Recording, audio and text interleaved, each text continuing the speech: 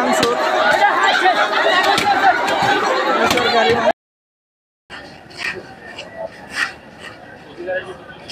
DBL জিন্নাত group, এই গ্রুপে গতকাল একজন শ্রমিক আত্মহত্যা করেছে। সেই আত্মহত্যার প্রেক্ষিতে মনে হয়েছে যে এই প্রতিষ্ঠানে শ্রমিকরা উত্তেজিত হইতে পারে। সেই প্রেক্ষিতে আমরা সকাল থেকে ভোর থেকেই ফোর্সের ডিপ্লয়মেন্ট রেখেছি। শ্রমিকরা কাজে যোগদান দেওয়ার পর হঠাৎ করে তারা নিচে নেমে আসে এবং উত্তেজিত হয়ে পুলিশের যে এপিসি আছে সেটা ভাঙচুর করে, আমাদের উপর আক্রমণ করে।